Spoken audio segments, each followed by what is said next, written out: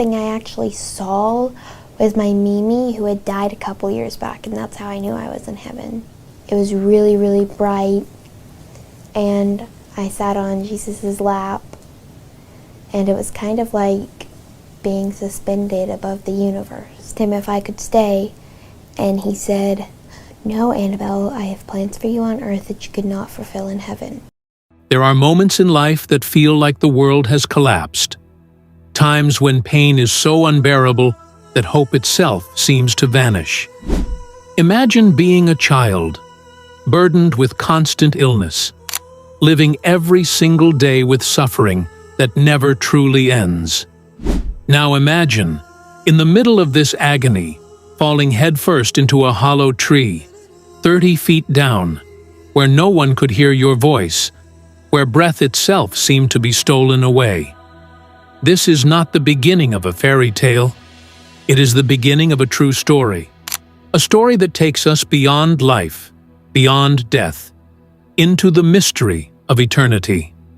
It is the story of a young girl named Annabel Beam, who not only returned from death, but came back with a message that shakes the soul. But before we journey deeper into this miraculous account, kindly take a moment to subscribe to our channel. By doing so, you'll stay connected to stories that awaken faith, stir the heart, and open our eyes to the mysteries that lie between heaven and earth.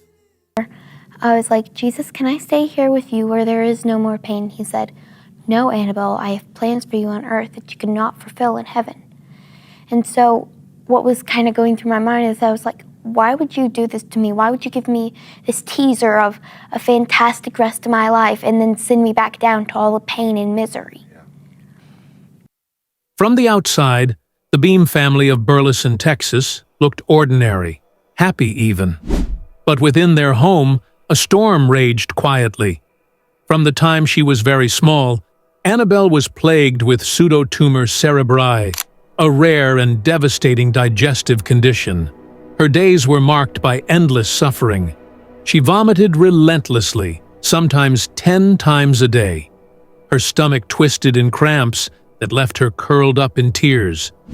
She could barely eat, could barely sleep. Hospitals became her second home. Her mother, Christy, later remembered, "I felt like I was watching my child slowly disappear. There was nothing I could do but pray. Doctors performed surgeries, inserted feeding tubes, and prescribed endless medications.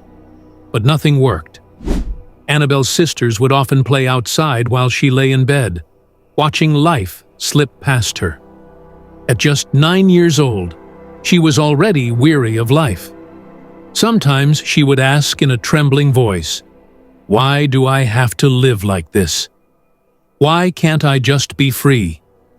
It was sorrow no child should ever bear. And yet, this suffering would set the stage for a miracle no one could have imagined. On December 30th, 2011, something unthinkable happened. Annabelle and her sister climbed into a massive cottonwood tree near their Texas home. For once, Annabelle wasn't sick. She wanted to play, to feel normal, even if only for a few minutes. But then, disaster struck. The branch beneath her gave way, and Annabelle plunged nearly 30 feet down into the hollow trunk. The impact was violent. She lay trapped inside, unable to move. Her family screamed, calling for help. Emergency crews rushed in, but the situation was dire. For hours they struggled to rescue her, not knowing if she was still alive. Christy stood nearby, weeping, praying desperately, "God, don't take her from me. Please, not like this." When they finally pulled Annabelle free, she was limp, silent, and broken. By every earthly measure, she should have been gone. But what no one could see was that her spirit was alive, in another realm altogether. Annabelle later told of what happened after the fall. As her body lay inside the tree, she felt herself rising. The pain was gone.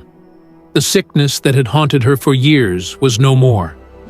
She found herself in a place of breathtaking beauty, bright, alive, filled with peace. It was unlike anything she had ever seen on earth. There was no sorrow, no fear, no darkness, only light. There, she saw her Mimi, her grandmother who had passed away years before. Peace washed over her as Mimi smiled, standing whole and radiant in that place where sorrow could never enter. It was then Annabel realized she was in heaven. And then she saw him.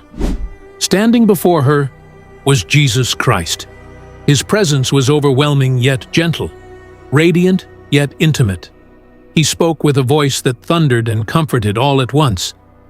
In that moment, Annabel knew she was safe. She wanted to stay. But Jesus looked at her with eyes that pierced through eternity and said, "You cannot stay here." "It is not your time," Annabel pleaded in her heart. She had suffered for so long. She wanted rest. But Jesus gave her a mission. She had to return, and she had to share what she had seen. Back on Earth, rescuers expected tragedy. But to everyone's shock, Annabel was alive. Not only had she survived a 30-foot fall, she showed no sign of permanent injury. The weeks that followed stunned doctors even further. The illness that had consumed her childhood was gone. Completely gone. Tests revealed no trace of the disease. Her mother recalled, "We weren't just seeing recovery. We were watching the impossible." Annabel, once frail and sickly, began to live like a normal child for the first time in years. She could eat without pain. She could sleep without sickness. She could laugh again. It was as though the hollow tree had not swallowed her, but birthed her into a new life. But her story was not only about healing, it was about a message that Jesus had entrusted her with. Annabel explained that Jesus showed her eternity, and he warned her that life on earth is fleeting. People live as if they have all the time in the world, but they do not. In her innocent words, she said, "Jesus told me people think they have forever. But they don't." This was the terrifying truth. Terrifying because it forces us to face reality. Every breath could be our last. Heaven is real, but so is separation from God. Eternity is closer than we think. Annabel's message was not meant to frighten us into despair. It was meant to awaken us, to remind us that what we do now, how we love, how we forgive, how we follow Christ, echoes forever. For the Beam family, life would never be the same. Christy admitted that she had always believed in God, but after Annabel's miracle, her faith became unshakable. We didn't just believe anymore, we knew. Annabel herself grew calm and fearless. She no longer dreaded sickness or even death, because she had glimpsed what lay beyond. Her story became a beacon of hope, first in her small community, then across the world. Books were written. The film Miracles from Heaven spread her testimony far and wide.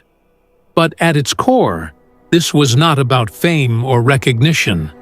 It was about a child who had been given a glimpse of eternity and returned to tell us what she saw. Annabel's story is not isolated. It echoes through the pages of Scripture. When Jesus raised Lazarus from the tomb, he declared, "I am the resurrection and the life. He who believes in me will live, even though he dies."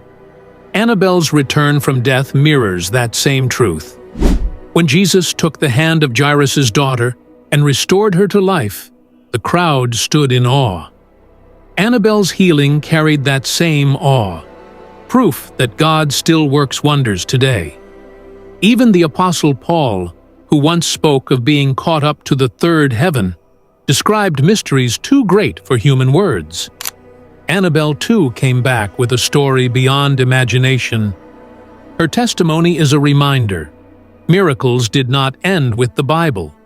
The hollow tree that should have been her grave became instead her pulpit.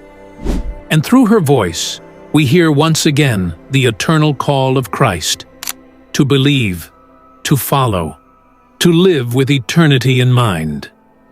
The question left for us is simple yet urgent. Are we ready?